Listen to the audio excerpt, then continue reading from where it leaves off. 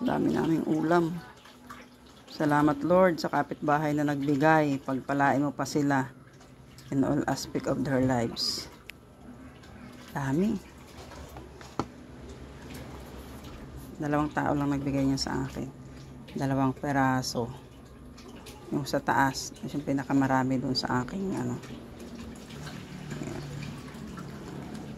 isaing daw para madala sa may sinaing daw.